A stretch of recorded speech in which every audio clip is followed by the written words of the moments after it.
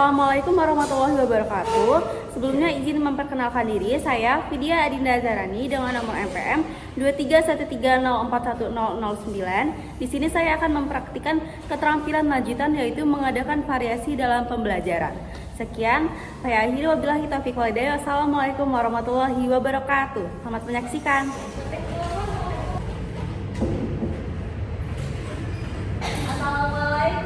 Waalaikumsalam, Ibu. Masya Allah, pada semangat semuanya ya hari ini. Iya, Bu. Baik. Apa kabar semuanya anak-anak? Baik, Ibu. Alhamdulillah. Masya Allah, siap belajar semua ya? Siap, Ibu. Oke, baik. Sebelum kita memulai, siapa ketua kelasnya? Saya, Ibu. Oke deh, kita berdoa dulu ya. Baik, teman-teman, sebelum mulai pembelajaran pada hari ini, marilah kita berdoa menurut kepercayaan masing-masing. Berdoa mulai. Berdoa selesai. Amin. Baik, terima kasih Dea yang sudah memimpin doa. Selanjutnya Ibu presensi terlebih dahulu ya. Ya, Ibu. Hari ini ada yang nggak masuk. Hadir semua, Ibu. Hadir semua nih, Ibu. Hadir semua. Alhamdulillah. Masya Allah, lengkap ya semuanya. Ya, Ibu. Sehat semua. Alhamdulillah. Siap. Oke, sudah siap belajar semua? Sudah, Ibu. Ada yang inget nggak kemarin kita belajar tentang apa ya? Ayo, ada yang inget nggak? Masa lupa? Baru seminggu loh.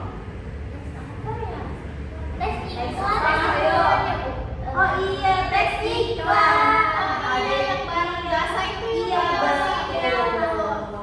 betul sekali anak-anak. Wah. Baik, setelah minggu lalu kita mempelajari mengenai teks iklan. Jadi minggu ini kita akan mempelajari mengenai langkah menulis laporan hasil observasi. Baik, jadi tujuan pembelajaran kita pada hari ini yaitu menyebutkan ciri dan tujuan laporan hasil observasi, lalu menyusun laporan hasil observasi secara runtut dan logis, dan juga menuliskan laporan dengan bahasa ilmiah yang jelas dan objektif. Baik, anak-anak sebelumnya tahu nggak sih apa itu laporan hasil observasi? Aku tahu, Bu. Apa itu Asyifa? Laporan yang ditulis berdasarkan pengamatan kita, bukan? Iya, betul. Nah, sebelum kita lanjut ke apa sih pengertian observasi itu ada satu video nih, bisa kita tonton dulu nih. Wow. Coba kita dengarkan dulu, kita amati dulu ya video di depan ini. Komodo. Tahukah Anda? Komodo adalah jenis hewan melata terbesar di Indonesia yang dilindungi oleh pemerintah Indonesia.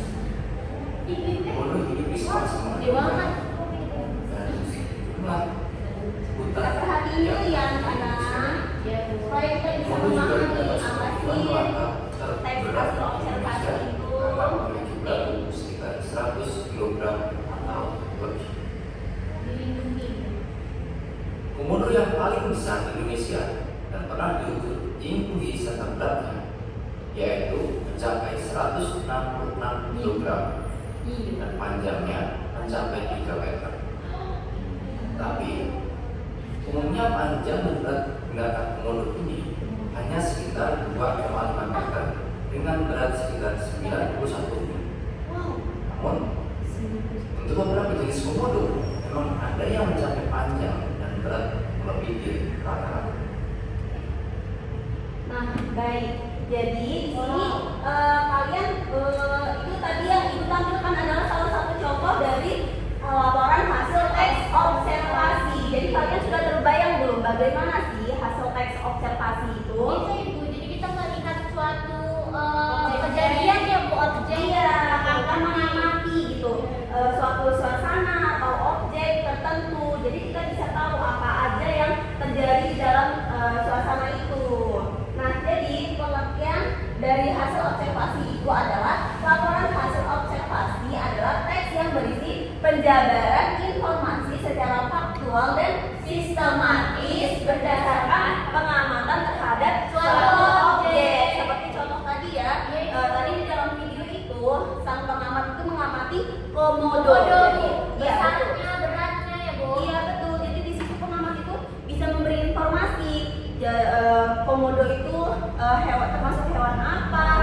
memiliki beratnya berapa kilo gitu. Nah, jadi tujuannya adalah untuk Menyampaikan fakta padanya tanpa opini pribadi.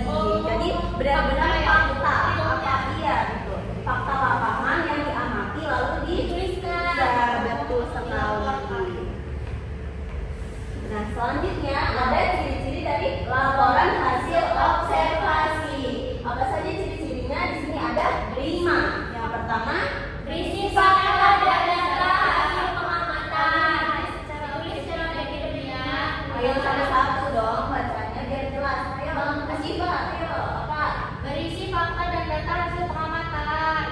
Ya. Lalu ditulis secara objektif dan ilmiah, menggunakan bahasa baku dan juga jelas, disusun secara sistematis atau berurutan, dan yang terakhir adalah fokus pada satu objek pembahasan. Iya, jadi ini adalah 5 ciri-ciri dari hasil teks observasi. Jadi ketika kita mau menuliskan itu, kita harus memenuhi ciri-cirinya dulu agar laporan itu bisa jelas dan sempurna. Baik, setelah ciri-ciri di sini ada struktur. Seperti teks-teks pada umumnya, teks hasil observasi ini juga ada strukturnya. Di sini ada 3 struktur. Struktur pertama yaitu pernyataan umum yang berisi mengenai pengenalan objek yang diamati. Seperti yang ada di video tadi, pengamat itu memperkenalkan komodo sebagai objek yang diamati.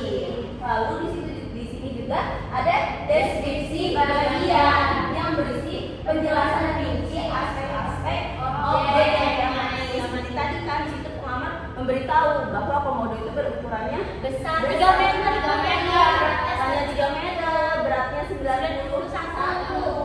Nah, di sini juga ada struktur deskripsi manfaat, yaitu yang berisi kegunaan atau fungsi objek yang diamati. Nah, kalau dari video tadi apa sih manfaatnya, ada yang tahu nggak?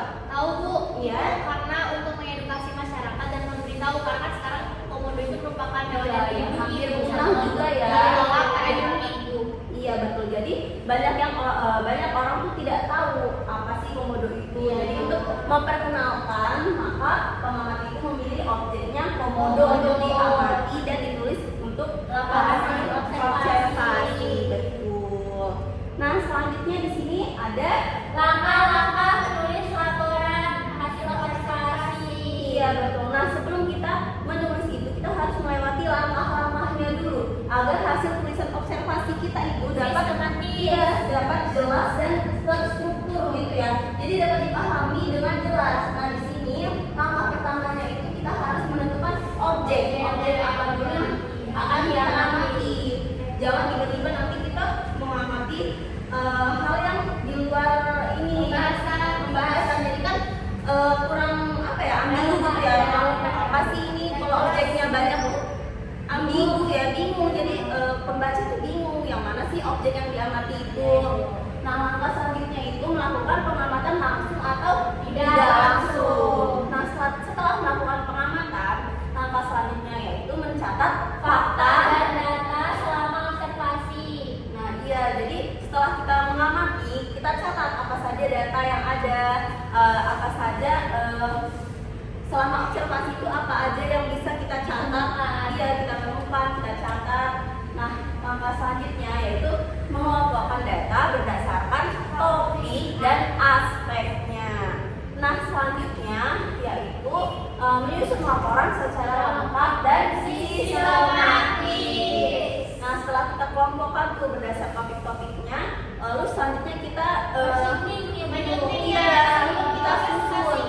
kita susun itu agar tuh lebih sistematis, agar bisa dibaca dan dikembangkan, dipahami secara utuh. Nah, langkah terakhir yaitu menyuting laporan sebelum dipresentasikan. Jadi setelah kita melakukan langkah-langkah sebelumnya, setelah di tahap akhir, langkah akhir itu kita syuting, kita koreksi, kita cek dulu apakah sudah sesuai dengan data yang kita temukan, ataukah ada yang keliru dari data-data yang kita temukan gitu.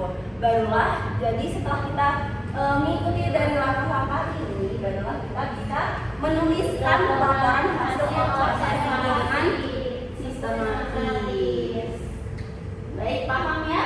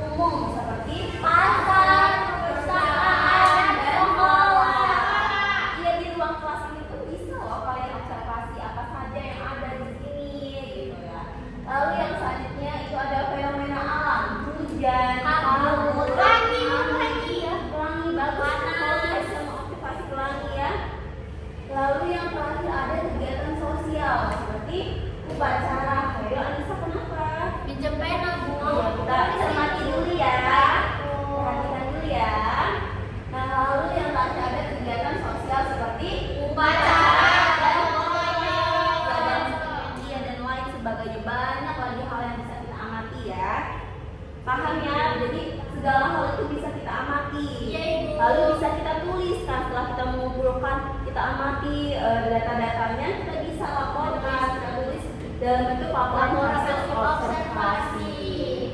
Oke, kita lanjut selanjutnya. Wow. Nah, ini contohnya. Setelah kita tadi melihat video, Ibu mau di sini Ibu memberi contoh juga.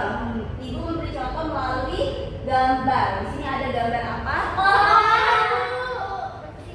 Iya, sebelum anak-anak Ibu membaca nih teksnya, apa sih yang bisa kalian amati dari gambar sekolah itu? Sekolah. Pemandangannya bersih, Bu, asli. Ada pelangi, Bu. Iya, betul. Tanpa ada sampah. Iya, Ada betul. tempat, Ada sampahnya ya. Dan suasana tuh lagi cerah, Iya, gitu ya, mataharinya. Iya, nah di sini ada penjelasannya nih sesuai dengan apa tadi strukturnya. Di sini ada pernyataan umum, deskripsi bagian dan deskripsi manfaatnya. Nah, di bagian pernyataan umum siapa yang bisa membacakannya? Saya, Ibu. Ya, silakan Dea. Jadi sekolah adalah tempat belajar yang perlu dijaga kebersihan dan keindahannya agar kegiatan belajar berlangsung nyaman dan menyenangkan. Nah, jadi ini termasuk ke dalam struktur hasil observasi pernyataan umum. Nah, yang selanjutnya ada juga struktur deskripsi bagian mengenai dari dari hasil observasi sekolah ini, gambar sekolah ini. Baik, siapa yang bisa membacakan ini? Ayo, Bu, Baik, deskripsi bagiannya, Bu. Iya, silakan Nasifah dibacakan. Deskripsi bagian di halaman sekolah terdapat taman dengan bunga berwarna-warni dan pepohonan hijau yang indah. Tersedia juga 3 tempat sampah berwarna merah, hijau, dan orange untuk memisahkan jenis sampah. Bangunan sekolah berwarna kuning cerah dengan jendela besar yang membuat suasana kelas terasa terang dan sejuk. Baik, yang selanjutnya juga di situ ada struktur deskripsi manfaat. Silakan Anissa dibacakan. Deskripsi manfaat lingkungan sekolah yang bersih dan asri membuat siswa lebih semangat belajar, udara menjadi segar, dan kebiasaan menjaga kebersihan dapat tumbuh dalam diri setiap warga sekolah. Ya, jadi di sini Ibu sudah memberikan contoh bagaimana sih cara menuliskan teks hasil observasi itu dengan jelas dan sistematis. Karena di sini kan sudah ada gambarnya. Nah, lalu di sini dituliskan Strukturnya. hasil observasinya berdasarkan struktur, ciri-ciri, dan dituliskan juga berdasarkan langkah-langkah yang sudah kita pahami tadi ya. Nah, sudah paham ya bagaimana Sudah, Ibu. Ya, Ibu berharap anak-anak Ibu sudah bisa ya menuliskan bagaimana sih hasil observasi Bisa, Ibu, itu. insya Allah. Ya, kan sudah tadi menonton video, lalu memahami lewat ini juga ya, berbagi juga. Nah, selanjutnya di sini Ibu juga ada tips. Setelah langkah-langkah ke sini tuh ada gimana sih biar nggak bingung melewati langkah-langkah itu. Jadi di sini Ibu memberikan tipsnya. Aduh, apa itu? Apa? Kita fokus lagi ya. Nah, di sini tips menulis laporan yang baik. Yang pertama itu menggunakan kalimat efektif dan padat. Lalu yang kedua, hindari opini pribadi atau penilaian yang subjektif. Dan yang ketiga, menggunakan kosakata ilmiah dan teknik sesuai dengan topik. Lalu yang keempat, periksa kembali ejaan dan tanda baca. Dan yang terakhir itu mencantumkan sumber jika menggunakan referensi lain yang menggunakan referensi lain. Jadi ini tipsnya agar ketika menulis itu kita bisa melakukan kita bisa menghasilkan tulisan-tulisan yang baik, hasil observasi yang baik gitu.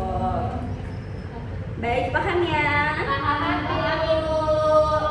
Selanjutnya, Kesimpulan. oke, sebelum kesimpulan nih, Ibu punya sesuatu. Wow, hadiah ya, Bu. Apa tebak? Hadiah, Bu. Kalau bisa mengerjakan ini baru Pak Ibu beri hadiah. Nah, tadi kan sudah Ibu beri contoh di awal video ya. Lalu Ibu beri contoh juga mengenai tadi gambar sekolah ya. Nih, di sini sudah Ibu cantumkan bagaimana strukturnya, contoh isi dari strukturnya. Nah, di sini punya gambar yang bisa kalian observasi, yang bisa kalian amati. Ada apa saja sih di sini? Lalu kalian tulis berdasarkan dengan struktur dan kalian tulis berdasarkan dengan langkah-langkah yang sudah kita pahami tadi ya. Baik, ini mau memilih sendiri atau ibu bagikan? Bagikan aja, Bu. Bagikan aja ya. Jadi ini nanti kalian tulis ini untuk Asyifa. Kasih, Bu. Wow, bagus sekali. Terima kasih, Bu. Jadi nanti kalian, oke, perhatikan ibu ya sebentar. Nanti kalian tuliskan dari hasil kalian mengamati. Sebentar ya Anissa. Dari hasil kalian mengamati gambar-gambar yang sudah ibu berikan, kalian tuliskan hasil observasi kalian berdasarkan dengan langkah-langkah penulisan observasi tadi. Ayo Bapak. Maaf ya, Bu. Ya. Oke, fokus lagi ya. Berdasarkan dengan langkah-langkah tadi dan juga berdasarkan dengan struktur dari teks hasil observasi. Bisa dipahami anak-anak ibu? Bisa, Bu. Oke, ibu beri waktu 5 menit. Cukup ya 5 menit? Ibu, Oke, iya. katanya ini tulisnya di belakang tidak apa-apa ya, Iya, Bu? tidak apa-apa nanti atau tidak seperti ini aja. Siapa yang sudah bisa mengamati langsung kita tuliskan di papan tulis. Jadi tidak perlu ditulis di Iya, kalau mau ditulis tidak apa-apa. Kalau mau tulis langsung di papan tulis juga tidak apa-apa. Baik, ya silakan dimulai tulis.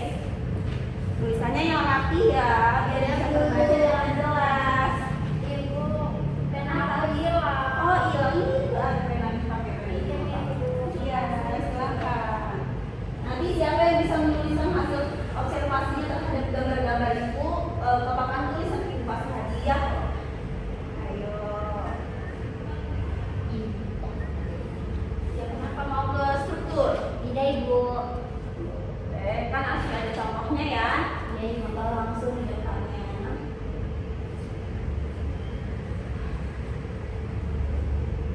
Ibu boleh langsung menulis tidak? Boleh Asyifa, boleh sekali.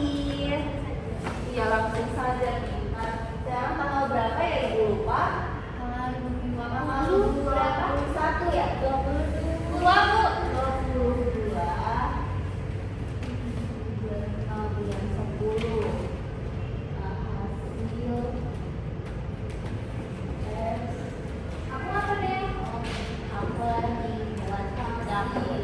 Yuk silakan Syifa tuliskan hasil observasinya berdasarkan struktur tadi ya. Ada apa aja tadi? Ada 3 ya. Yang dia betul. Baik, yang lainnya saya lanjutkan ya. Sudah sampai mana? Sudah sampai angkaan ya.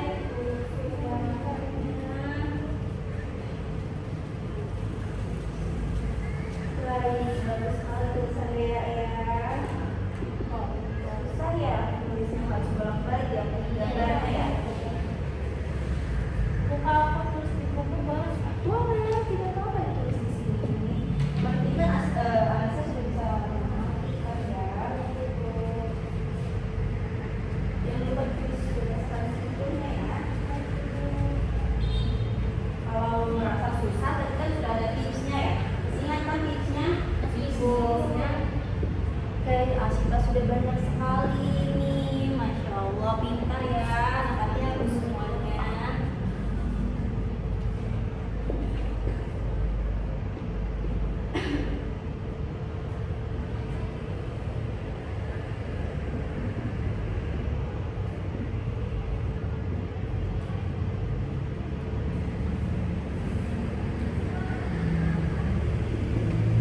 Manfaat ya, Bu. Ya, manfaatnya ya.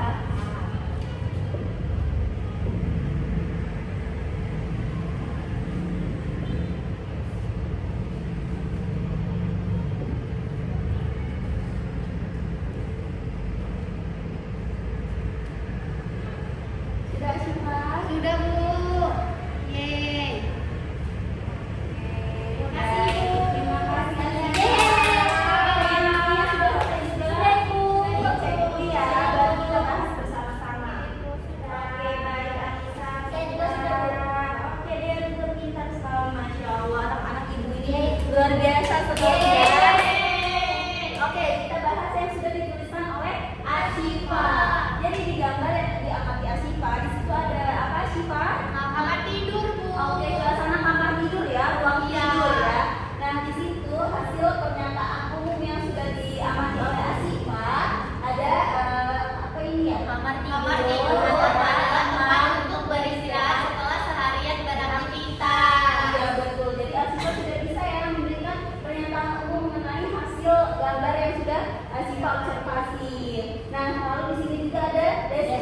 bagiannya. Di sini Asifa menuliskan dalam kamar tidur terdapat Kasur, boneka, meja.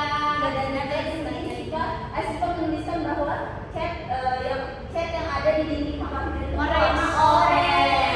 Berarti Asifa sudah mengamati dengan detail Iya, ada yang ada di ruang tidur itu. Lalu di sini ada juga manfaat. Deskripsi manfaat. Ya, deskripsi manfaat di struktur terakhir dari teks observasi. Di sini manfaatnya apa sih Pak? Siapa menuliskannya?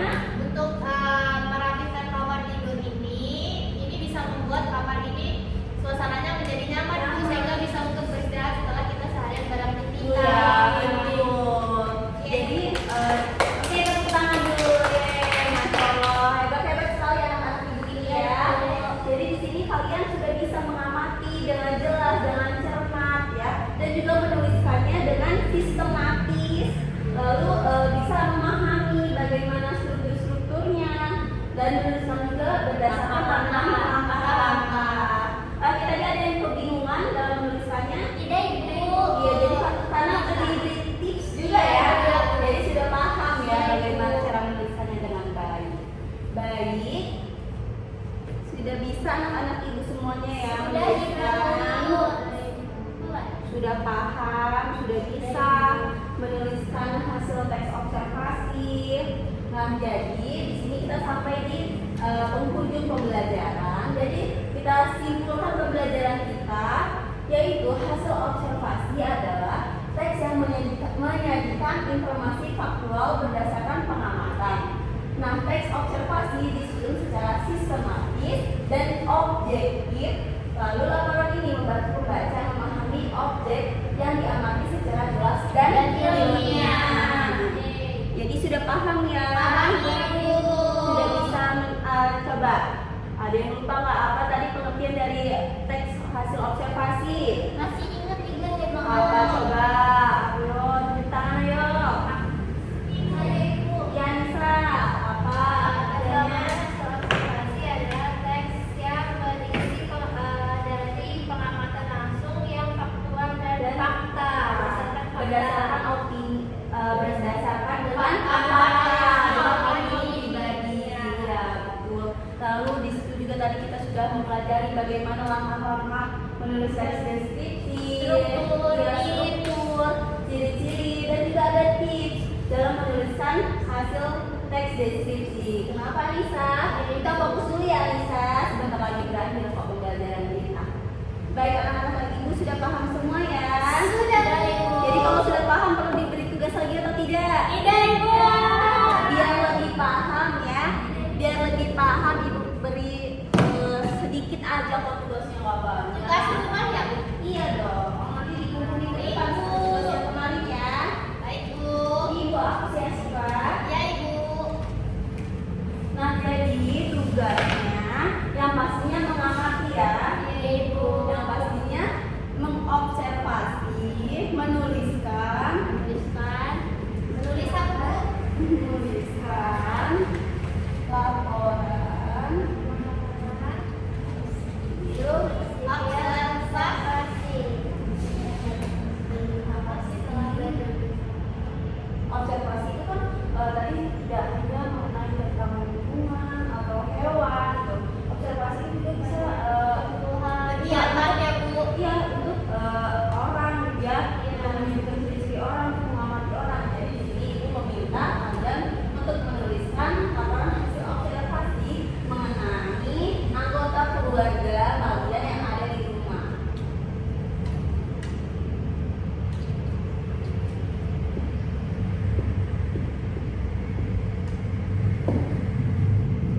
Tidak usah banyak-banyak, tidak usah panjang-panjang, yang penting tulisannya itu pas dan sistematis gitu ya. Nah, terus juga sesuai dengan struktur teks observasi. Baik, Ibu. Ya, Bu. Baik, sudah paham ya apa tugasnya? Baik, Bu. Baik, jika sudah paham semua, Ibu berterima kasih pada anak-anak ibu yang hari ini sudah berpartisipasi aktif, yang sudah fokus mendengarkan penjelasan dan sudah bisa memahami apa saja materi yang kita pelajari pada hari ini. Baik, Bu. Baik, sebelum kita tutup, kita berdoa dulu, ya.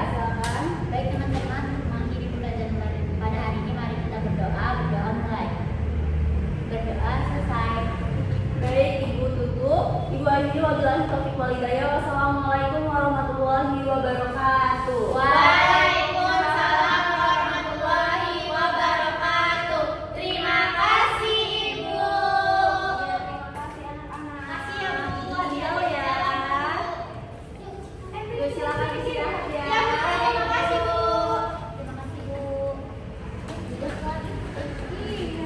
Ayo Bu, lanjutin.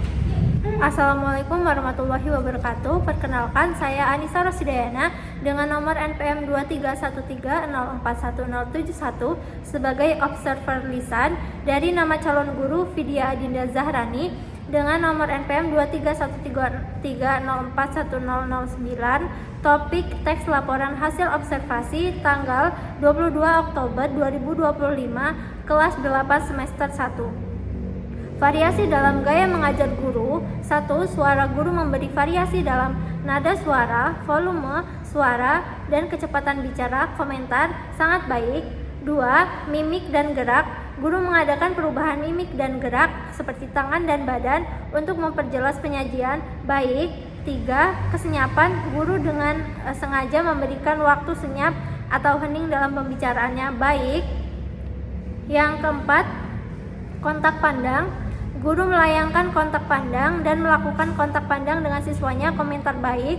5. Perubahan posisi. Guru bergerak dalam kelas untuk maksud yang berbeda-beda. Sangat baik. 6. Memusatkan guru.